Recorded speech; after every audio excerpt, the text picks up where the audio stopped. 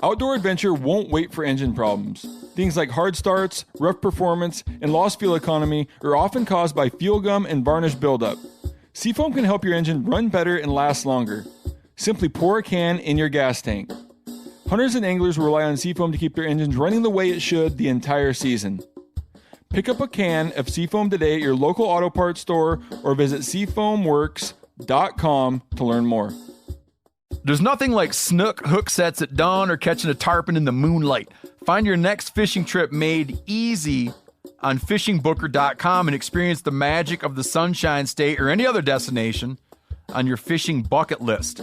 Book a blue water adventure in search of sailfish or go snapper fishing with the kids. With over 6,000 captains and trips to choose from, planning your next one just got a whole lot easier.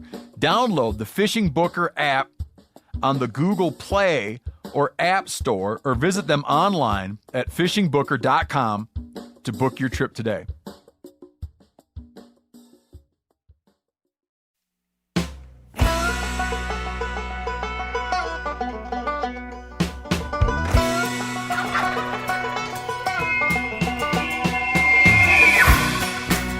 Welcome back to another episode of Cutting the Distance podcast.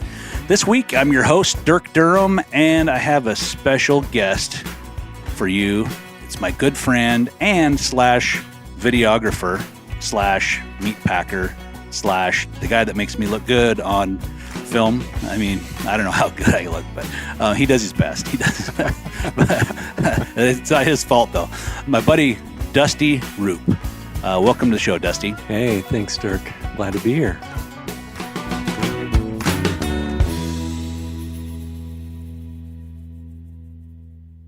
So this episode, I want to talk about best practices for filming your own hunts or filming your friends' hunts. Every year we get questions, and I don't have any specific ones lined up today, but these questions kind of come from memory that I'll be asking today. You know, it seems to be pretty popular these days to film your hunt, whether you're a fledgling YouTuber, want to build a really cool channel and share your hunts and your activities with everyone, or maybe you just want to film some stuff to share with your family and friends when you get home. And we want to kind of cover today some of the best practices to get, the most out of your efforts. So Dusty, I'm going to put you on the spot right off the bat to kind of tell our listeners about yourself, and maybe your background in filming and how you got to be the filmer today. Oh, man. Okay. Yeah. So I'm Dusty Roop. How I got into filmmaking. Let's see. So I've always filmed, specifically hunting. Ever since I started hunting, especially bow hunting, I started in 2000. And me and my buddies decided we just want to start filming our hunts, just for those memories. And it was probably not until 2010 when there was three of us that hunted. So two buddies, me and my other buddy who hunted, and his brother would come along and he would do all the cooking and he'd hike with us and do some calling and just have fun. Well, he would do the filming as well. So he would film us two hunt. And in 2010, he couldn't be there. So I picked up the hunting slack. I thought we still got to keep this going. So I bought these little tiny Casio pocket cameras. I don't know if you remember those, but they're just not much of a zoom or anything on them. They're just a handheld push a button to record, and that's it. Did it come with a matching calculator watch? It should have. It looked like a calculator. It's about the size of a calculator, and you just fit it right in your pocket. Super easy to carry around. But it filmed in 4K, which was pretty cool at that time. And so carried those around and got that home, and I was like, you know what, I'm going to start editing these, because we hadn't edited anything. My buddy had the camera and he just recorded and put it away. And I thought, this is not good because I'm not seeing any of this fun footage. And so I started editing them and making DVDs and just having a good time doing that. And it just kind of started really starting the fire within me to want to do more. So it was about 2015, 2016, right in there is when I was sitting in my cube and I was thinking, man, there's got to be more to life than just sitting in a cube for 9+ hours a day. And I thought I need to figure out what I want to do with my life. And I started going through this test that was actually, I found this test online. It said something about like bow hunter's guide to changing careers. I think I took that same test. You know what it told me I should do? What? It said I should be a pig farmer. Nice. I don't know a thing about pigs except I like bacon. That's awesome. Okay, sorry. No, it's good. So I took this test. It's basically it just took you through a whole list of questions on, what are your favorite things to do in life? And it didn't matter whether you thought you could make a career out of them or not. That just made you list everything you like to do. And basically from that, it started chopping things away. And my last two things on the list ended up being videography and hunting. And so I said to myself, that's it. I'm just going to start doing that. I don't know how I'm going to do that, but I'm going to start doing it. And long story short, it's a pretty long story of how the rest of that came to be. But so slowly over time, I started buying video cameras, a better video camera, audio, all that stuff, and just started learning how to be better at videography. And in 2017, another long story, but we moved to Boise from Colorado, and I still had the dream of doing videography for a living, but was still working a cube job. And just trying to figure it out, and thought I was going to have to go through the YouTube route. And I was planning on doing that, starting up a YouTube channel and just showing films and showing hunts. And I got laid off from my job in 2019. And I was following this guy named Dirk Durham on Instagram. And during that time, he posted a Instagram message saying he was looking for a camera guy. And he had a whole listing of funny things that he was looking for. And I'd been watching this guy, Dirk Durham, as I'm staring at him now, watching him on YouTube, watched him hunt with the Bro Crew and all that. And I always thought to myself, man, that guy's funny. I think I could get along with that guy pretty well. Well, here he is asking for a camera guy. And I thought to myself, man, that would be so awesome to be his camera guy. But I didn't think I had a chance because I didn't really have any experience other than just my own hunts. And I thought with his connections and all that, he's going to want somebody who has been in the production side of things for a while. But my family said, hey, you might as well do it. And I said, you're right. I should just, at least he'll know I'm alive and I exist. He'll see a video. So I put a video together, sent it to him. Didn't think I'd probably get anything back from it, and probably I think it was a week maybe later, I got an email saying that he was coming through Boise and he wanted to have lunch with me, and that's where it started. The rest is history, really. Met you for lunch and hit it off. Yeah. So that was awesome. It's funny about that little ad I kind of put out. I had some pretty specific things I said that were kind of like tongue in cheek a little bit. They were kind of funny. You couldn't be afraid of beers or bears. Right. You couldn't be a poopy pants. You couldn't be somebody that's got a crappy attitude. Yeah. And then a few other things. But I did not really say what kind of a film I wanted you to make. Right. Just like send me a quick short film about you and what you do. Yeah. And so I didn't put any guardrails, any training wheels on this thing at all. I figured I'm gonna let the creativity speak for itself from people who want to send me stuff. And some people, they sent me videos like, hey, my name's X, I do this stuff. I love hunting. I love the outdoors, and just kind of a generic like interview video, which was pretty good. But Dusty put together like the next level type of film. Like it was like so well scripted, and like he checked all the boxes that I wanted that I didn't even know I wanted until I watched. I'm like, this is exactly what I want. This guy is exactly what I want. He knew how to. He used a high quality camera. It was beautiful footage. The storyline was beautiful. It was great. He captured some really great shots, showed creativity and mastering of the camera. He hit me hard, he hit me with every now and then as he would talk a little bit, it would flash to like movie quotes. Like he'd have a little snippet out of a movie, and it was beautiful. It was an amazing little short film production. I was like, this is the guy. This is the guy. I got to go meet this guy and see if he's in for real. Like Right. this can't be true. So went and had lunch with Dusty, and Dusty's he's the real deal, man. He's a quiet, soft-spoken gentleman, but he has a wit that's very quick and very hilarious, but sometimes you don't always pick it up unless he, but every now and then he'll just like interject something like that's so funny it just kills me, and that's what I love about him. And one part in the video says he had a snippet from I can't remember if it was from Wedding Crashers or whatever, and Vince Vaughn saying like, I'm not a talker because he's I think that was one of the things, I didn't want a chatty patty. Yes, right.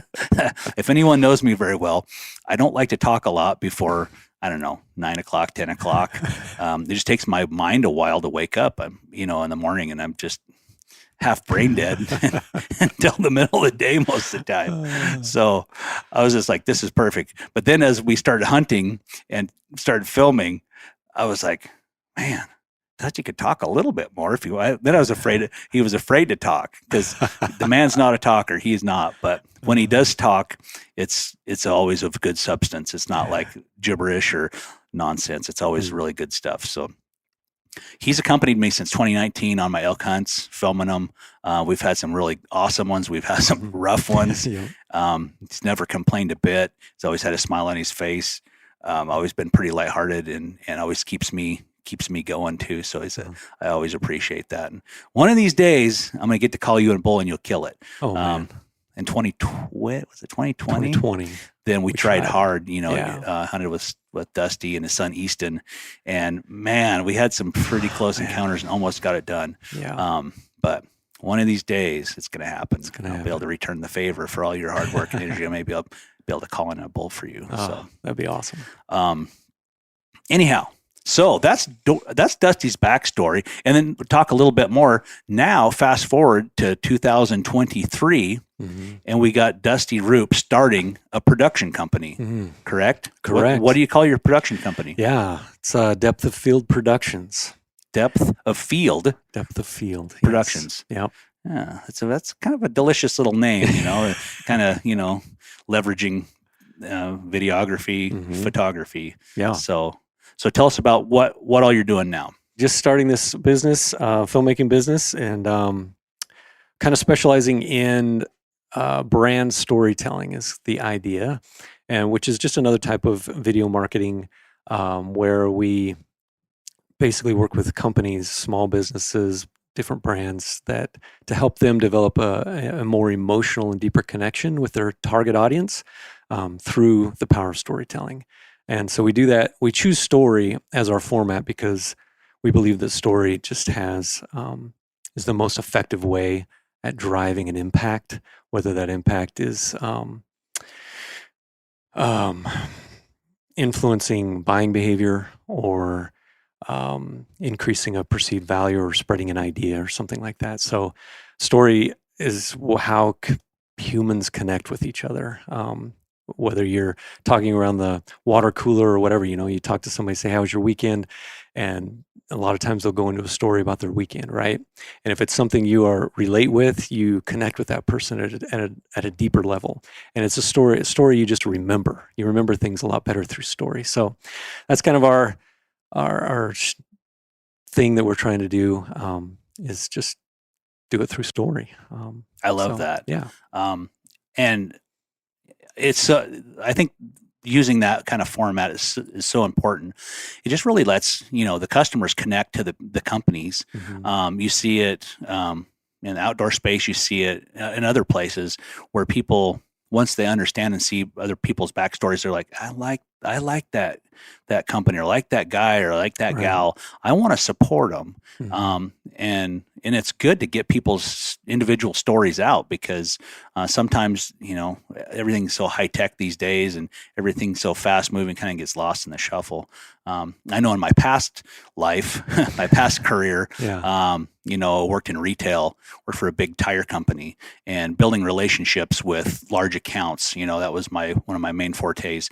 And when people are spending hundreds of thousands of dollars a year on tires for their fleet, they usually want to spend with the people and do business with the people they've built a relationship with, people they trust, people they like, people that bend over backwards for them. They love to support those kind of people.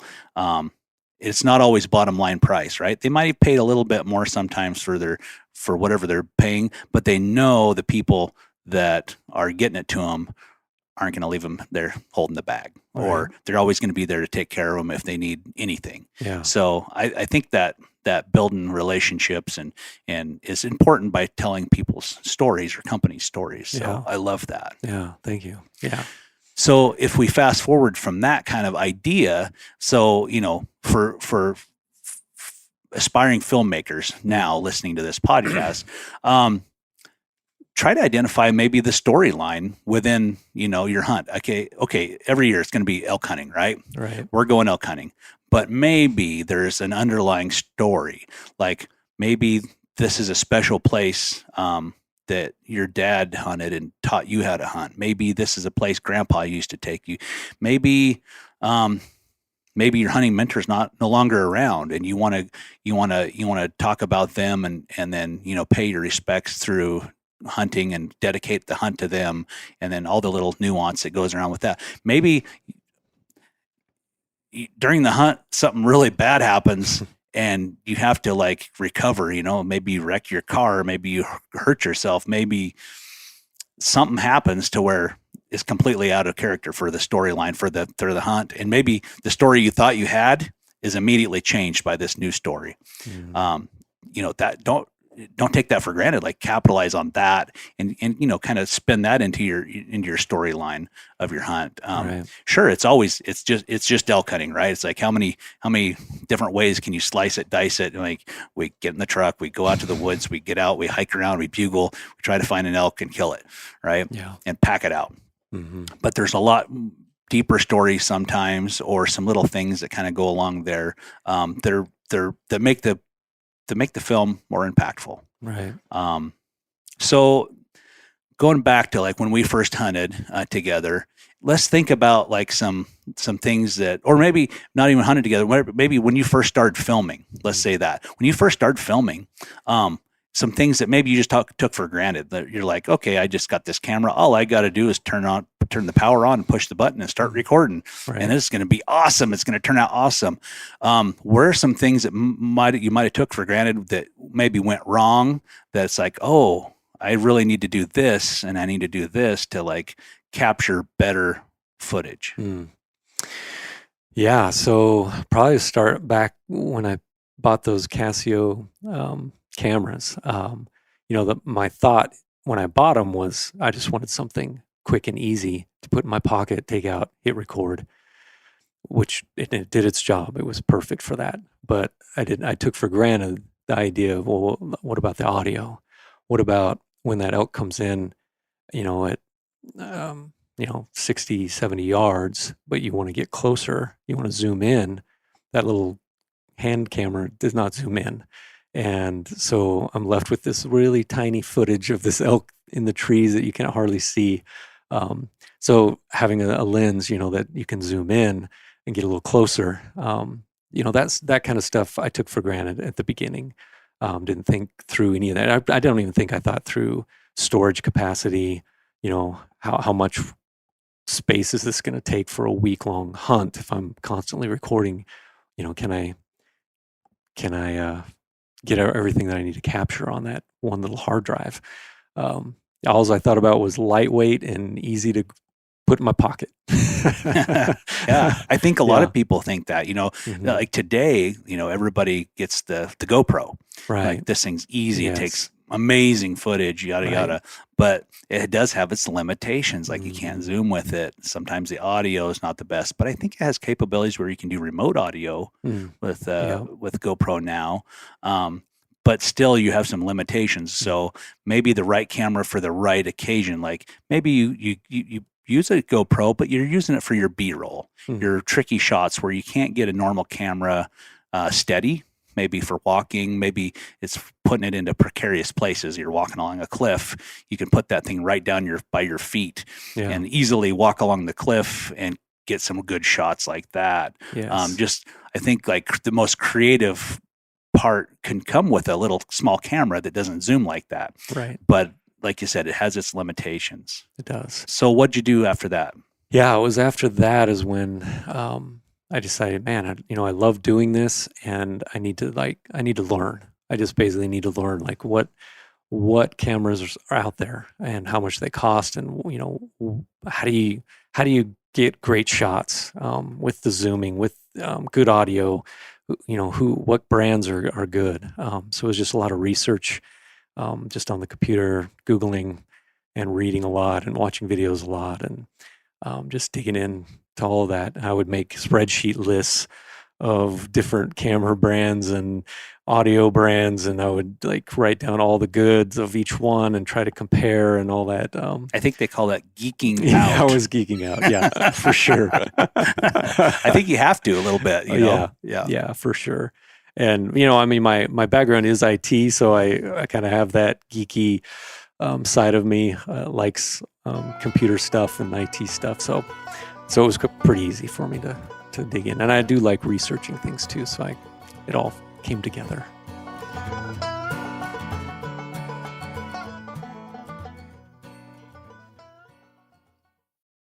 We've all seen plenty of gadgets and fads come and go, but here's one product that stood the test of time: Seafoam Motor Treatment. Lots of hunters and anglers know that Seafoam helps engines run better and last longer. It's really simple. When you pour it in your gas tank, Seafoam cleans harmful fuel deposits that cause engine problems. I'm talking common stuff like hard starts, rough engine performance, or lost fuel economy. Seafoam is an easy way to prevent or overcome these problems. Just pour a can in your gas tank and let it clean your fuel system. You probably know someone who has used a can of Seafoam to get their truck or boat going again. People everywhere rely on Seafoam to keep their trucks, boats, and small engines running the way that they should the entire season. Help your engine run better and last longer. Pick up a can of Seafoam today at your local auto parts store or visit seafoamworks.com to learn more. There's nothing like snook hook sets at dawn or catching a tarpon in the moonlight. Find your next fishing trip made easy on fishingbooker.com and experience the magic of the Sunshine State or any other destination on your fishing bucket list. Book a blue water adventure in search of sailfish or go snapper fishing with the kids. With over 6,000 captains and trips to choose from, planning your next one just got a whole lot easier. Download the Fishing Booker app on the Google Play or App Store, or visit them online at fishingbooker.com to book your trip today.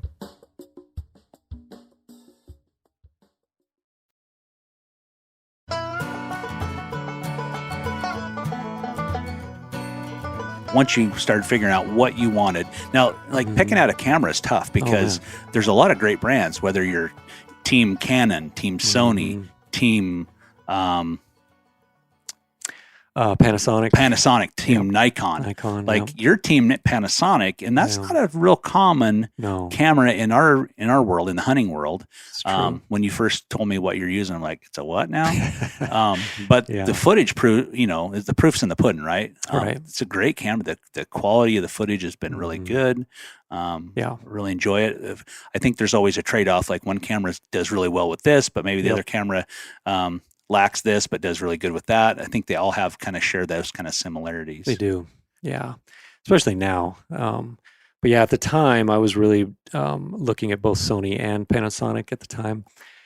And it was tough trying to decide. But what hit it was the Micro Four Thirds brand of camera is lighter weight camera. So I still wanted that lighter weight feel because I knew, packing weight around is detrimental, especially if you're going to end up getting one and you got meat too, plus all the camera gear.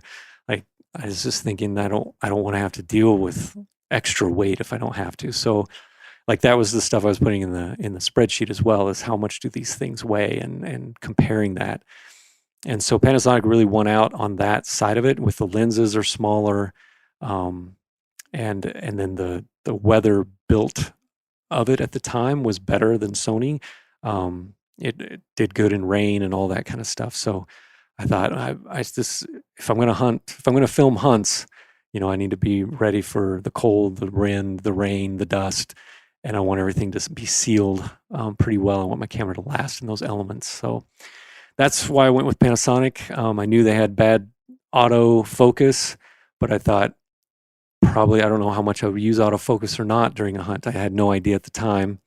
And thankfully, for me, I feel like you should manual focus when you're on a hunt. So Absolutely. that's the route I go anyway. So I don't really need the autofocus. Of course, it would come in handy in times when you're doing these B-roll type stuff. You could maybe do some focus grabbing and keep on the feet of the hunter walking and stuff like that a little easier with a good autofocus. But anyway, that's why I went with Panasonic. And like you said, it's been a great camera. The footage is amazing.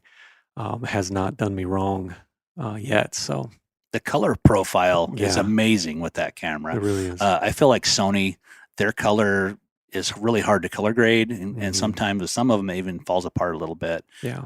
If you, depending on what mode you're filming in. Right. Yeah, that autofocus. I want to talk a little bit about that for the aspiring filmmakers.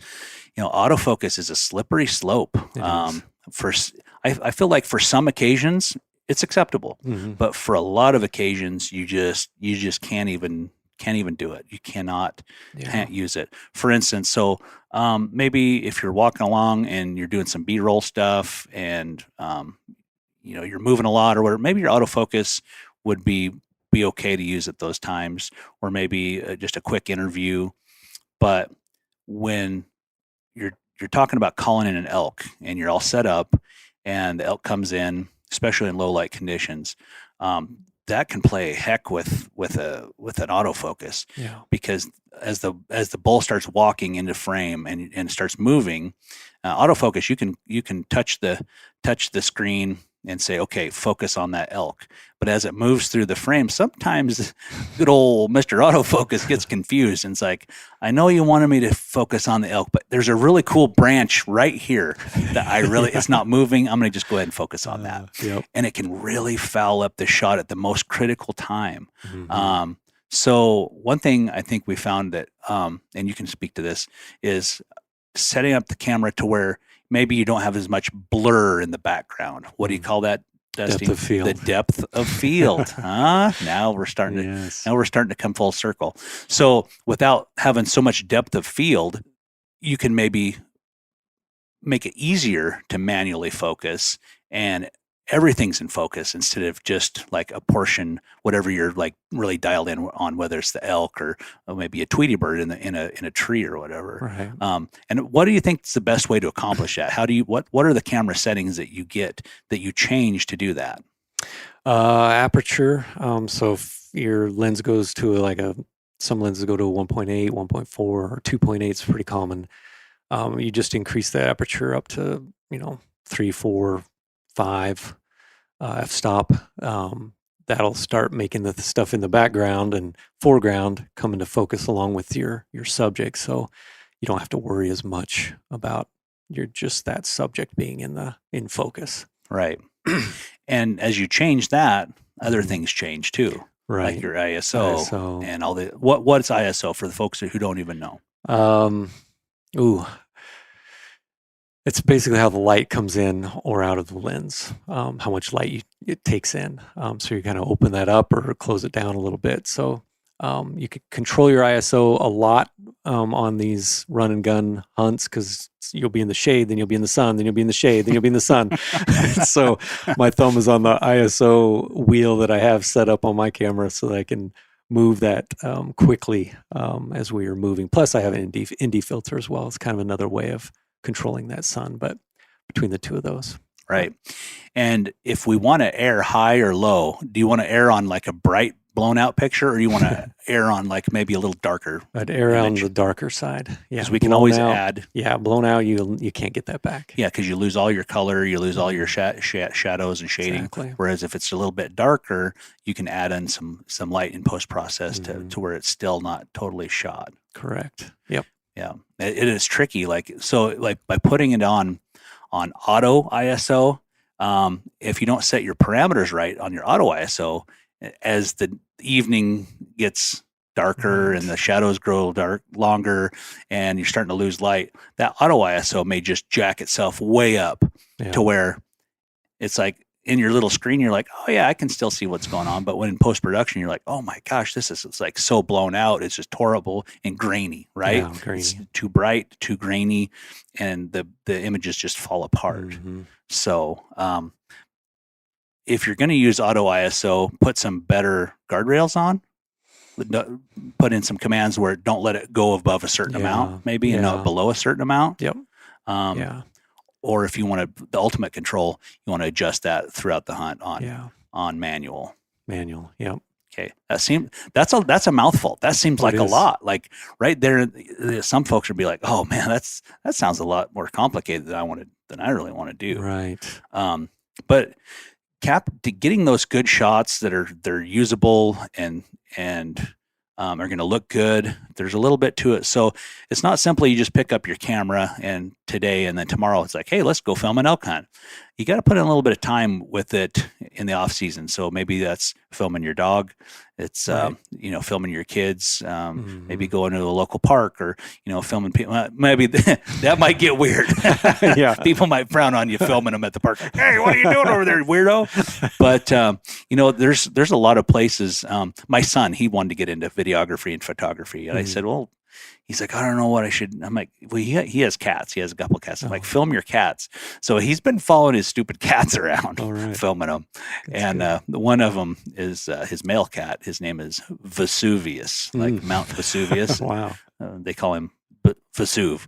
But anyway, he followed that cat around, took all sorts of great pictures and took some little video clips, and he put together a little silly video of Vesuv being a cat, but like kind of twisted it to like a darker theme, like like he was a bad kitty or whatever. Yes. but be creative. I'm like, you don't have to have an elk hunting.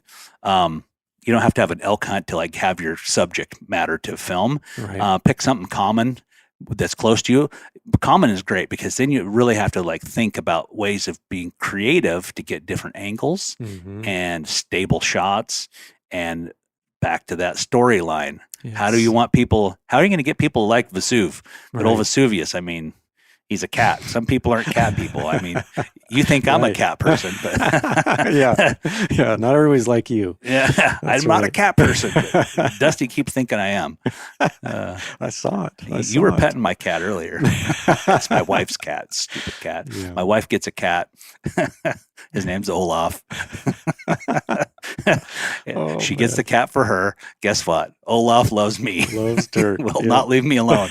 That's how cats are. They love people that hate cats. That's true. That is true. Shoot. Okay, sorry. We kind of derailed there a little bit when there are cat stories. Okay, so I mentioned stability when you're trying to maybe make some films around the house or in your community or whatever. Stability. Do you need a big tripod, heavy tripod? Should you handhold? Should you use a monopod? It's very popular to use a monopod. What have you found for run and gun elk hunting like you and I do? What have you found that works best? Maybe, and I feel like it's like always the unachievable like thing you're always looking in my mind. It's like, if we could only have this, do a little better of this, or it's like, how do you get there though? Yeah. That stable image is what is paramount. Great stable image and great audio is super important. Right. What are you doing to get your stable shots, Dusty? I don't always get stable shots. So for me, with the Panasonic I have, it doesn't even have in-body stabilization in the camera. It does in the lenses. So I get a little bit there. But yeah, it's although hard, it's soft stepping, which can be very difficult in the woods, especially when you're chasing the elk. Sometimes when we're chasing an elk, I don't even worry about it. I'm just like, this is what it feels like. Looks like Blair Witch. Let's go on the ride. Yeah, you're going for a ride. I'm not stopping the record button.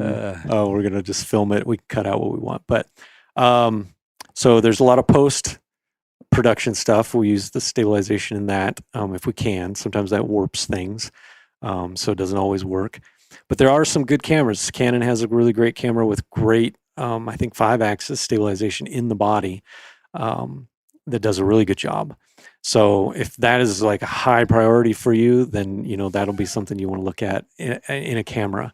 I have gone the monopod route with a full monopod stick, and I still have a monopod now, but it's a little shorter one that I can expand out, so I can keep it very short and keep 3 points. I have both hands on both sides of my camera, and the monopod, sometimes I'll keep it on, I'll angle it straight into my chest or down into my waist and have that support there and get my stabilization from that. So a 3 point of contact is always the best way to get the most stable. I've also found, just most recently, with just not doing elk hunts, but just doing other videography stuff, kind of the more weight you have with a camera kind of helps with stabilization, because you can't move it. You can't get those slight wobbly movements with your hands, because the weight of it there kind of helps stabilize itself in your hands. So you get a little bit more smoother shots that way. So if you can weight up your camera a little bit more, that can also help in stabilizing stuff. So Yeah. Now, David Frame followed me around last year in Utah to film an elk hunt for me. You were unavailable. You were elk hunting yourself with Easton. Yeah. But anyway, David Frame, he uses one of those Canons that's got the amazing stabilization, and his camera's big. It's heavy. He's got the what do you call it? It's got the extra battery capacity in it. Like a V-mount battery, or is he? It's the one that's underneath. Oh, okay. That's hooks in. Yeah. What do they call it? Like the hand, I forget. the grip. The grip. They call it a grip. It's got a bigger grip with double batteries. So so you get better battery life, and it's heavy. But he hand holds most of the time, and it's crazy to see the difference. He's handheld for us in the past with our Sony, and it's an A6600 Sony, and the stabilization on it's okay. It's not great.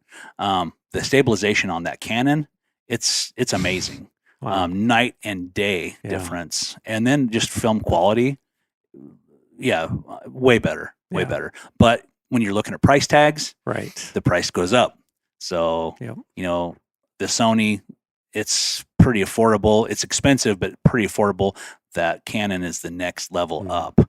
So, but if you watch Dave film, he'll hold it with both hands, and he'll fold both elbows in and brace them on his chest, and he will hold very still, very even with all that stabilization capabilities. He'll hold, and then he'll make fluid motions. He won't make jerky motions, like quick jerky motions. He'll make slow fluid motions to where it lends itself to better quality without as much shaking. So that's good. Now, audio too. We talked about how audio is so important. Yes. There's lots of ways to get good audio these days. There is. There's external microphones. There's lav mics, if you will. There's just the shotgun mic you put on your camera. Yep. What do we do for our hunts? Yeah, we mostly do our shotgun mic on the camera. And we go with either Rode or Deity microphones. So Deity. Whatever time I hear that or see that. You ever watch that movie, Conan the Destroyer? Yeah. You ever watch that? And at the end, then there was that big statue. They put the weird horn on its head, and it started coming to life. Right. And I think it was a deity of some kind, right? Oh, yeah. And then to save the world, he went over there and ripped that horn off that thing's head at the very end. Anyway. All right. Okay. Sorry. We went down. It's a great film. Look it up. Conan the Destroyer. And it's a sequel to Conan the Barbarian, which is pretty good too. I mean, if you like swordplay. Yes. If you're a swordplay nerd like me and a big Arnold fan. Anyway, sorry. So, okay, a Deity or a Rode mic. Yep. Shotgun mic. What do you like about them? The quality is, they're the best, I would say. And they're lightweight. They can pick up sound. Bull elk bugling, hundreds of yards away. It can hear it usually. So yeah, they just have not done me wrong, either one of those brands. Just very crystal clear sound. The only time it'll do you wrong is if you or too close to the bugler when he bugles. that can cause blowout. So you got to watch that. But what I like about that deity for when I'm bugling and when I'm not bugling, it's got a knob on the side, so it's like, oh, Dirk's going to bugle. You turn it down so it doesn't blow the audio out. And as soon as I'm done, you turn it back up to where it was. Yes. I think that's a cool, important feature. That is a very good feature. Yeah. Especially for those situations, it's huge. You just got to remember, turn it back up. Sometimes you turn it down, he bugles, and I know with you, there's going to be a sequence probably of bugling. So I'll just leave it down and you'll do your sequence and then we'll move on and I'll stop recording, but I won't turn the volume back up. And then Dirk suddenly wants to talk. And then I turn it on and we're talking. And then I realize, oh no, the knob, I did not turn it up. But normally we can pick that back up in post, which usually hasn't been a problem, but right. But a lot of times you catch it too, which you probably have a little meter on there that shows like, oh, you're talking, but there's nothing happening. Yeah. Oh, just a second. And then we're like, okay, retake. Exactly. These are just some of the challenges of filmmaking. Now, let's say a guy wants to, or a gal wants to buy a Rode external lav mic, cordless, or what is that other one? The DJI. The DJI. Yep. I've heard great things about both of them. What are some of they have excellent sound quality. What are some of the downfalls they run in those? Downfall, for me particularly, what I don't like is that I can't control, if I have that DJI mic on you, I can't control from the camera, turning it off and turning it back on. Like, I would love to be able to, like, if the camera comes on and the receiver comes on, I would like the microphone to come on. And when I turn the camera off, I'd love the receiver to go off and your microphone to go off.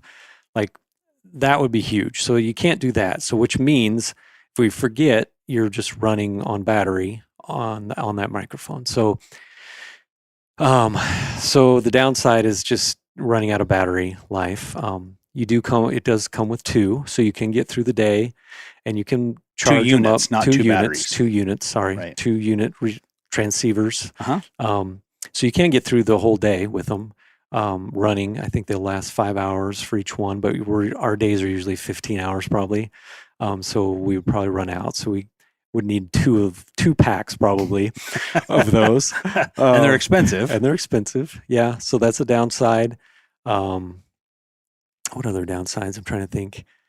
Well, they have an internal battery, so you have to charge the unit. Them. You can't just replace the battery. Right. That's a big bummer to me. It's like, man, they should make these where you can put a couple AAAs in this thing, couple AAA lithiums, and just replace them. So, I mean, it's wasteful for the environment, but dang it. I mean, having to stop and recharge or swap them out, that's a big deal. It can be a big deal. And it does have its container it comes in is charged. And so when you put it in the container, it charges as well. But then you got to keep an eye on that because you got to charge the container if it starts dwindling. So it's just a lot of more just thinking involved and keeping track of your batteries and how much life you've got left on that. And so it's doable. It's definitely doable, but it's just more. It's just more stuff you've got to keep track on. Yeah. And sometimes you just don't want that. Right.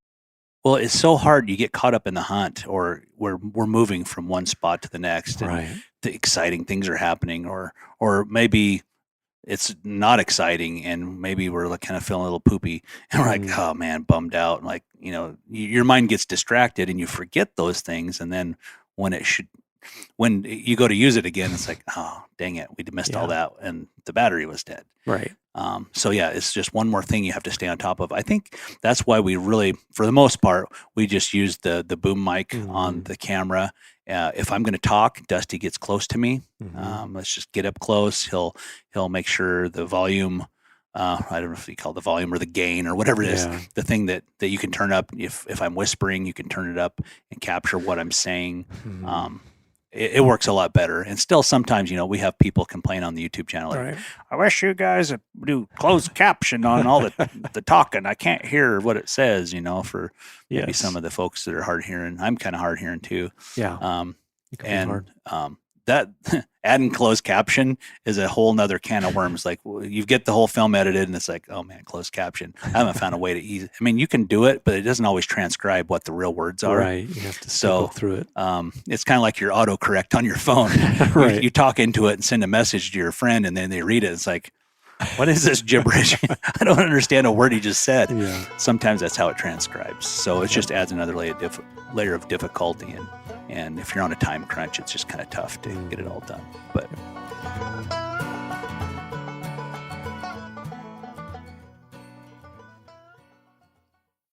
We've all seen plenty of gadgets and fads come and go, but here's one product that stood the test of time.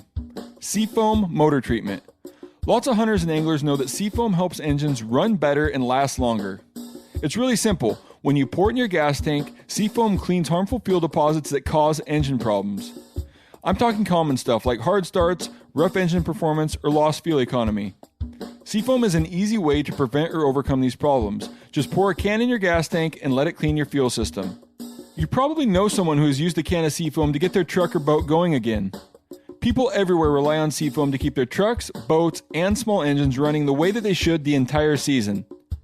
Help your engine run better and last longer. Pick up a can of Seafoam today at your local auto parts store or visit seafoamworks.com to learn more. There's nothing like snook hook sets at dawn or catching a tarpon in the moonlight. Find your next fishing trip made easy on fishingbooker.com and experience the magic of the Sunshine State or any other destination on your fishing bucket list. Book a blue water adventure in search of sailfish or go snapper fishing with the kids. With over 6,000 captains and trips to choose from, planning your next one just got a whole lot easier. Download the Fishing Booker app on the Google Play or App Store or visit them online at fishingbooker.com to book your trip today.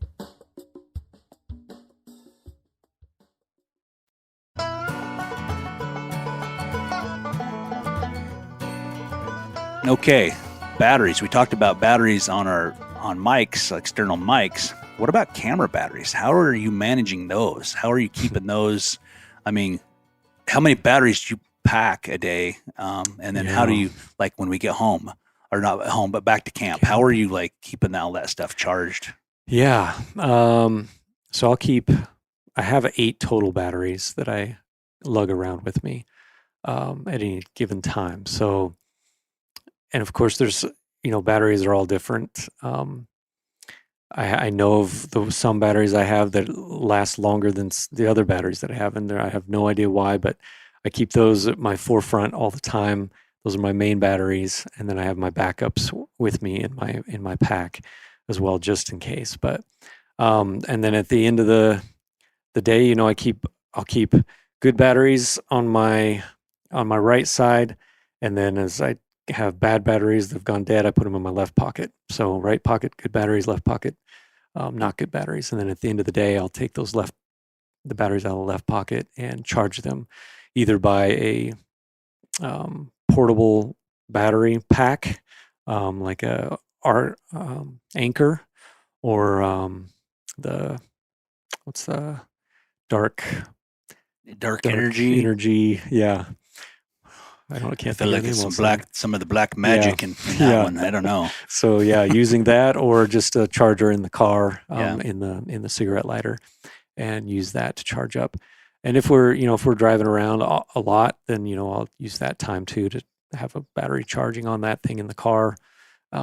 Just so I'm always on top of that, keeping something charged. I feel like anytime we're not like in the field, Dusty is charging batteries or swapping out batteries and to charge them. Like that's the lifeblood of your camera, and you can't let them go. You have to have as many, like every time you leave the truck or camp, you have to have as many charged batteries as you possibly can. Yep.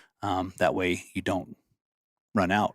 Yeah, that would be awful. That's a nightmare. Tragic. A nightmare. And they always run out when something good happens. Yeah, they do. I'll see that little light start blinking right when we finally are on an elk.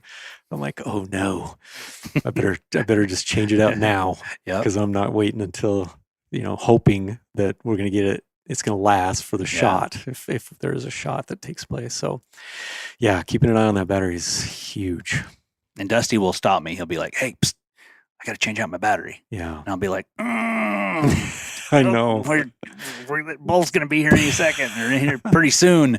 Usually you don't wait till the last minute, but, Right. but it's like, oh man, it's kind of just like, okay, pause.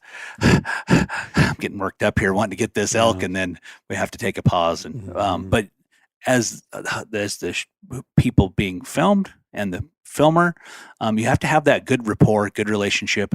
And sometimes tempers could flare. Dusty and I get along great because I have so much respect for him and vice versa. So we don't butt heads. No. But I could see some people, they get so wrapped up and excited, and like I could see where emotions could flare. Yeah. And so, if you're the person filming, try to swap out your batteries at opportune times, maybe not at inopportune times, but don't wait till the last minute. It's like, okay, we're hiking to the bowl.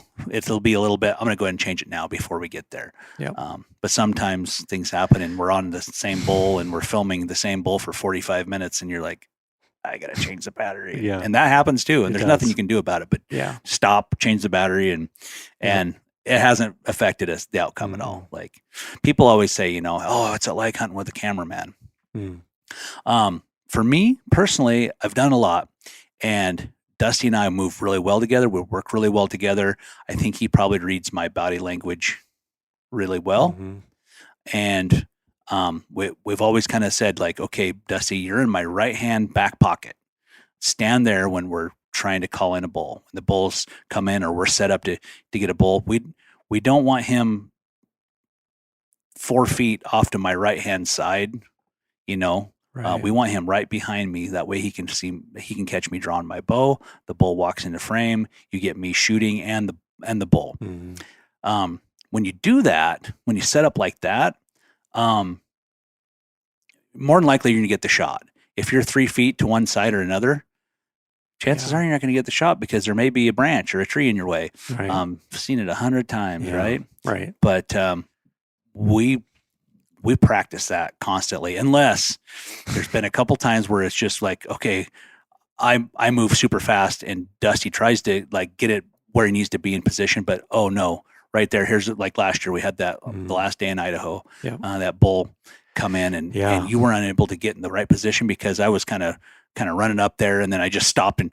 knocked an arrow and drew my bow back, and Right. and you froze instead of just like, oh no, you zoomed out, got me and like everything in the frame that you could, Yep. and recorded. And if you zoom in, you can see the elk Right. after I missed. Yep, you can. After I missed. Yep. So had you been right behind me, you might have been able to get a little better shot. Maybe not, because it was pretty brushy anyway. Yeah. But with that extra movement for him getting right behind me, that was one of those occasions. It's like, what do? You can't, there's nothing you can do about it. And I think you did well. You did as good as anybody could have. And I was happy with it. So there's always some exceptions to it, but if you try to make that your rule, it's like you're always behind me. Try to get that over the shoulder shot, whether it's if you're left-handed, right-handed. If you're right-handed, right back pocket. Left-handed, left back pocket. Yep. And then sometimes, depending off where the elk's moving, you may have to switch sides and go from one shoulder over to the next shoulder, which works. We've done that. Isn't acceptable. You've done that, like on my mouth tab bull. Yeah. That was on the left side. Yeah, it worked great. You Yeah. know, you got the shot. That's the hardest part. I think a lot of people struggle with, is just getting the shot when the bull finally comes in. You can get all the cool B-roll you want, because it's B-roll time is not as much pressure. Mhm. It's a lot less exciting. But when that bull's coming and it's getting exciting, it's like, oh man, if you're right behind the shooter shooting over their shoulder, number one, the shooter's blocking a lot of your movement. So you can get away with a tiny bit of movement, as far as, positioning yourself a little bit, like swaying one side to the other. Yep. But then you're going to have the best, you're going to have the same view the shooter has.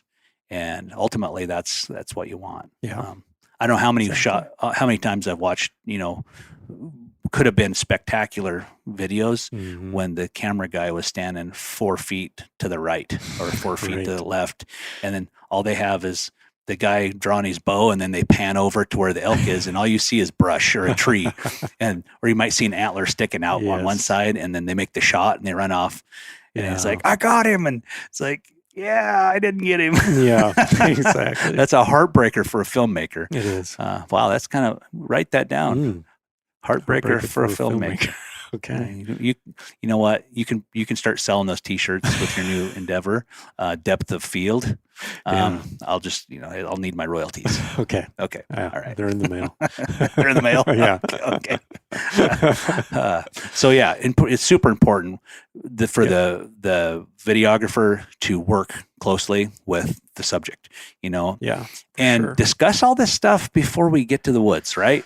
You and I just talked about all that stuff on the way to the woods. Mm-hmm. We geeked out, if you will. Yes, we did. On the way there, we had a long drive and we talked about all these different scenarios and thoughts and ways we thought we should do it and capture it. And then as the hunt progresses, we continue to communicate. If Dusty has a concern, he tells me. If I have a concern, I tell him, and neither one of us take offense. We're just like, oh, well, maybe what do you think about this, or what do you think about that? Mm-hmm. And because the ultimate goal, we both want to make the best film we can. Right. But if we work together, communicate, it's a lot easier. If you don't communicate and you're like, gee whiz, I wish the guy would stand in one spot so I could film him. If you walked around all day thinking that to yourself, but the guy never does stand still, well, that's on you as the filmer, right? You have to say, hey, why don't you do that again? Like, stand right here in this one spot, or walk through this here, and I'll get ready and get in focus, and I'll get a really cool shot of you walking through this beautiful meadow, or walking over this cliff, or whatever it is. Yeah. Those little requests and those are paramount for great filmmaking. So, I agree. Okay, now we've been hunting. We've done all the best practices. We've had our batteries charged. We've learned how to use the camera. We've got our audio nailed. Okay. Yeah. We've got it. Okay. Yeah. Day one in the bag. Right. Done. Now what do we do? Do we just go back to camp and eat and sleep and go to bed? Well, we have a little bit of homework to do still. It seems like the videographer's work is never done. He seems like he's always the last one to go to bed. Just because he or she has to do some things. So we get back to camp and we're going to do file organization. That's when we take the SD card out of the camera. We're going to plug it into the computer and we're going to upload all of that day's hunts, all the video clips from that day onto an external hard drive. Mm-hmm. Okay. And we're going to label these. When we put it in there, we just don't dump it, right? So we're going to create folders. Yep. Day one, and then the date, right? Okay, so day one, date this, bam, you upload those, put them in the folder, walk away, feel good about it, right? Yeah. And typically I like to keep enough SD cards to keep one. Do we have a fresh one, a brand new one every single day? So we're not like, okay, day one, we got it on this card, but we still have more space on it. Let's just keep recording on that, and then till through day two. Well, it just creates a nightmare. If you have one card that's got multiple days on it, then it just creates more time later. You have to sift through all that and be like, okay, here's where we are on day one. Okay, day two, sift it out. It just creates more work. It does. And I feel like if you can, if you have enough cards, you can have a new one every single day. That's actually that's another form of a backup. Mm-hmm. So back up your footage. Best practice is to have 2 external hard drives. And so you copy all the clips to one hard drive, then you copy it to another.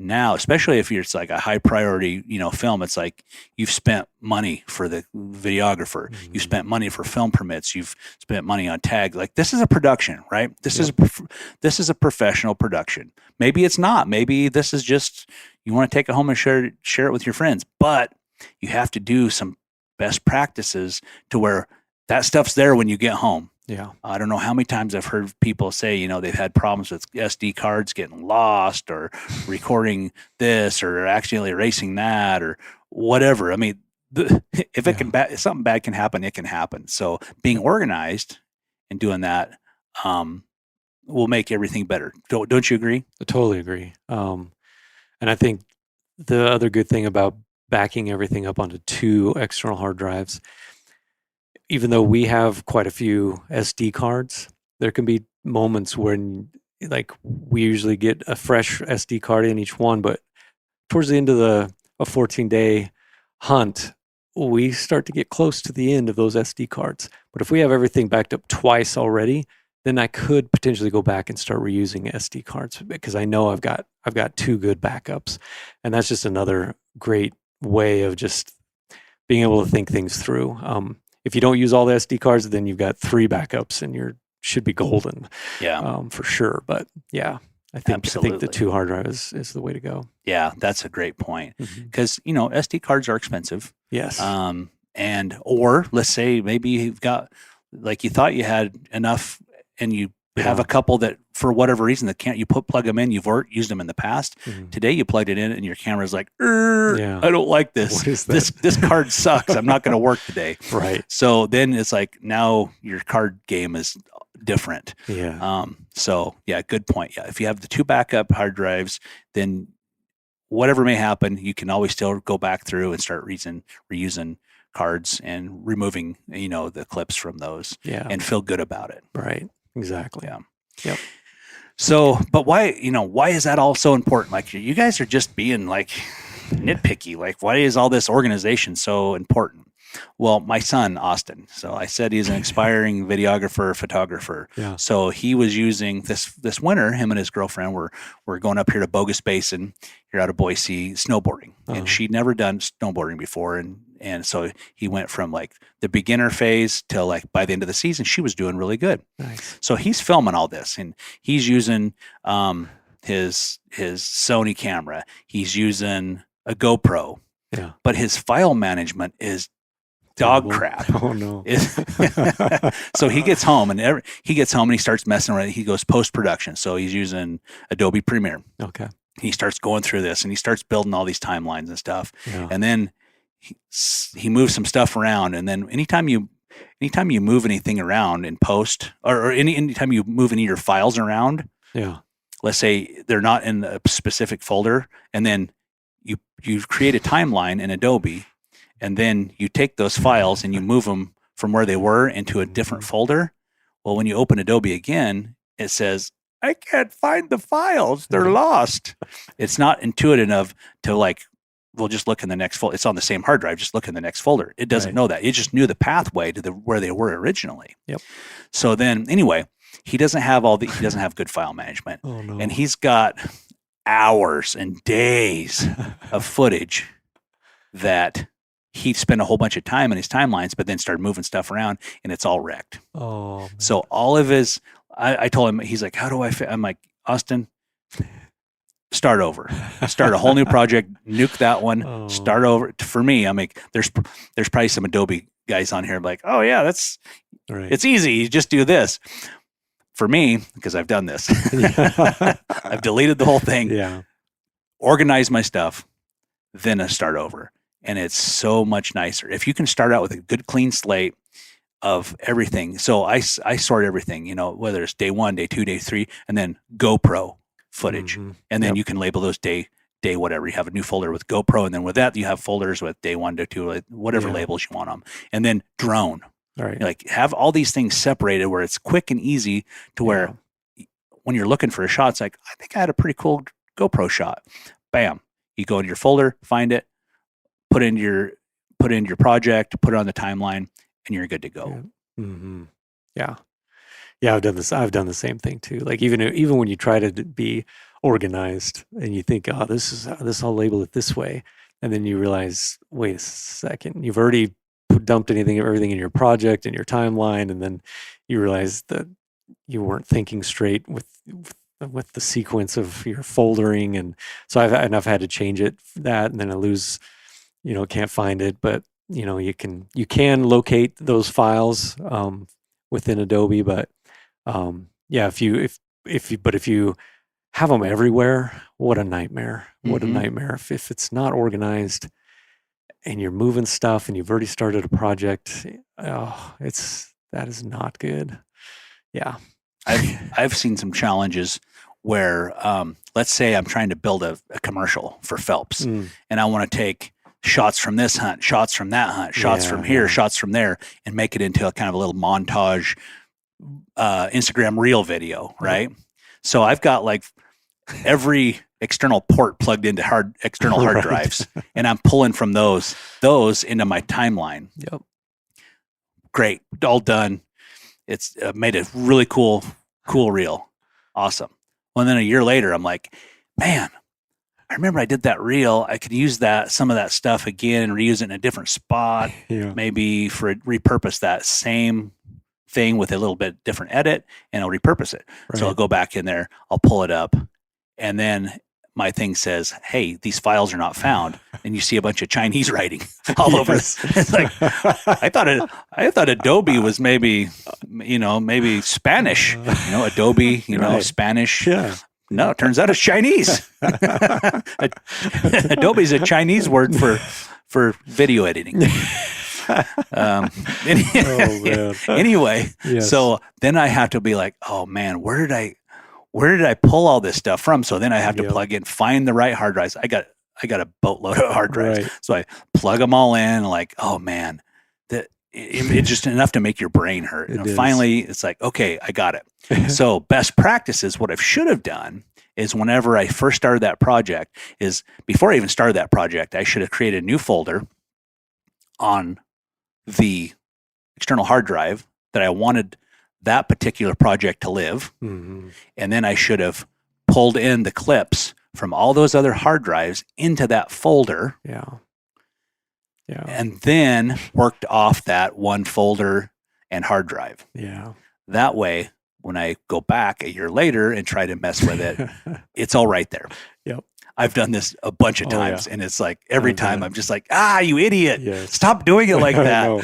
I'm getting better. I won't say I'm not backsliding every now and then, but Right, right. for the most part, if I can remember, Yes. I'll do that. Yeah, I do. But, I've done the same thing. Yeah, it's just you get going. You just start, Yeah, you right? just get in the start. mood. Yeah, and you just start dumping files. And yeah, You're like, I'm king of the world. This is going so good. And then, Yeah. no. oh, I shouldn't have done that. Yeah. Yeah, So more on post production. Yeah. So post production, that's when you take all your files, you load them on your computer, in your program, whether you're using Adobe Premiere, you're using iMovie, you're using Da Vinci. DaVinci. Yeah, Yeah. DaVinci. Da Vinci. Forget about it. Huh? Hey, you're Just busting your beans.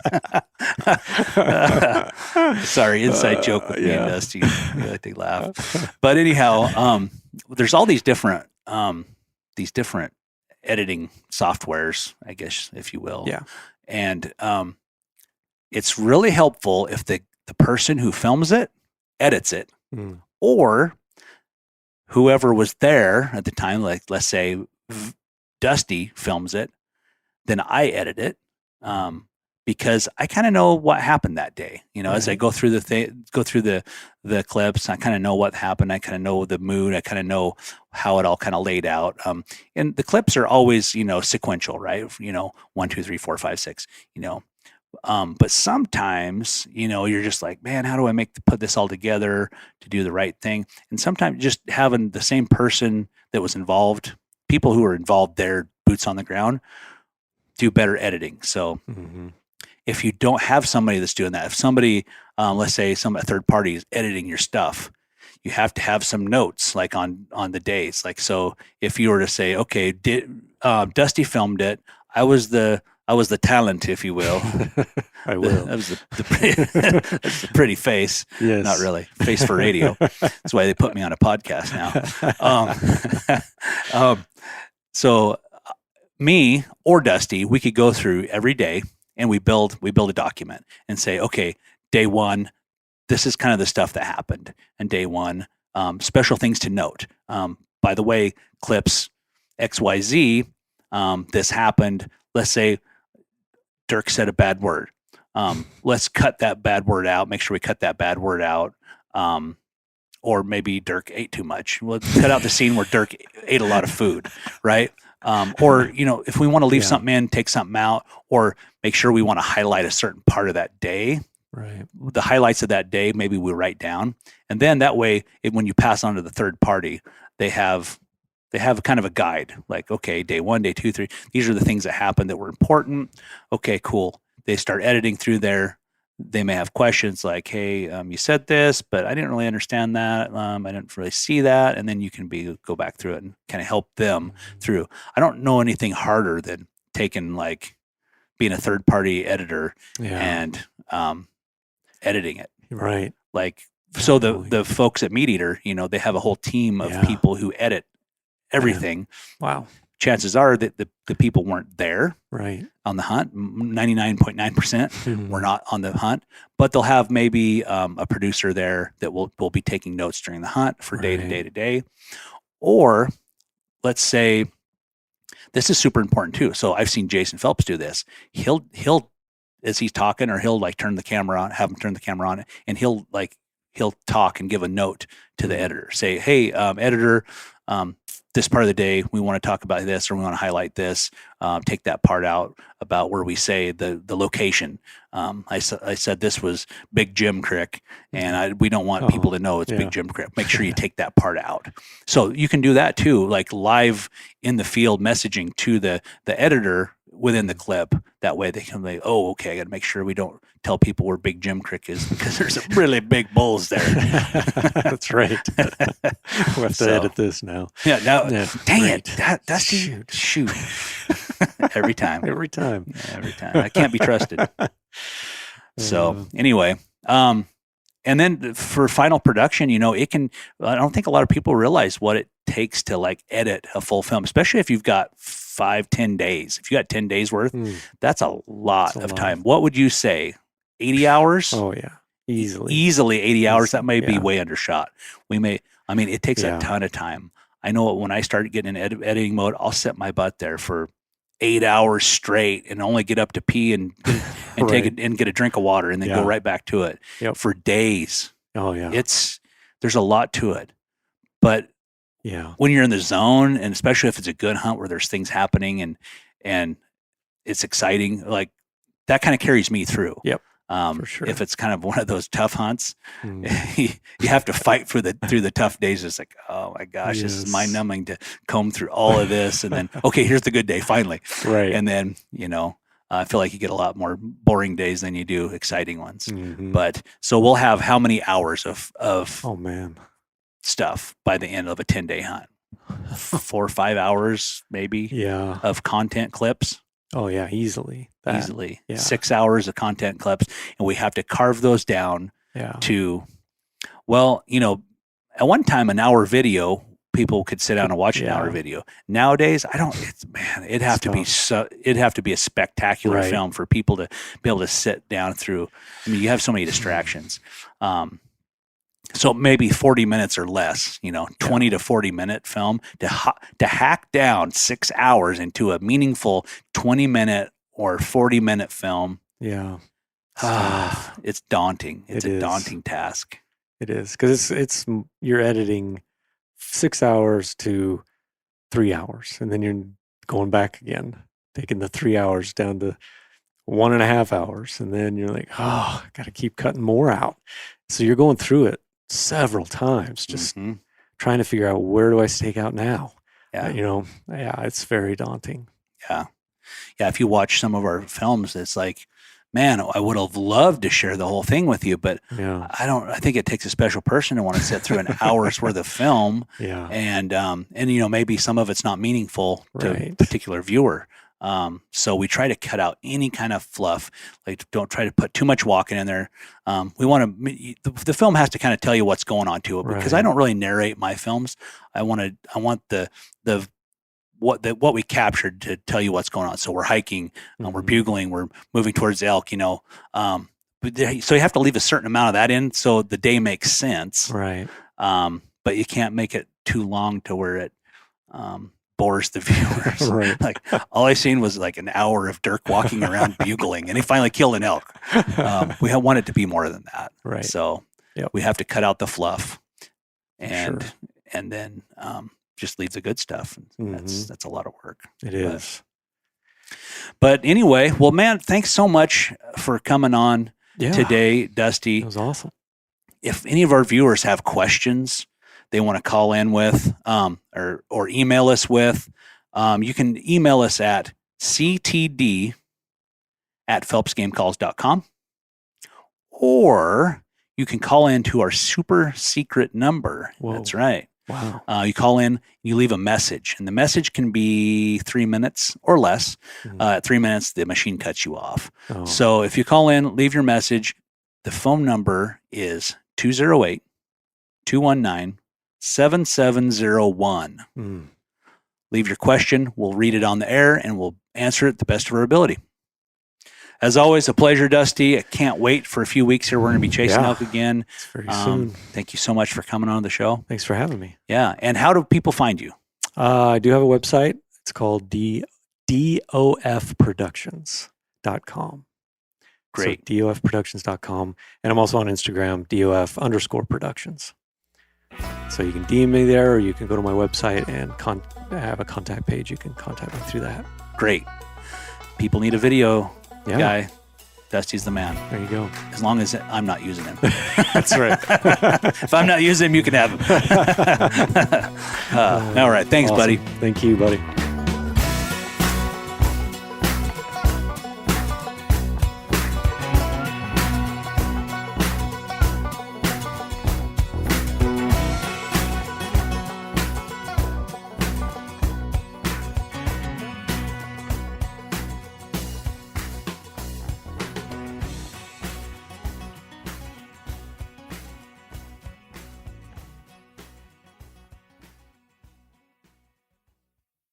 Outdoor adventure won't wait for engine problems.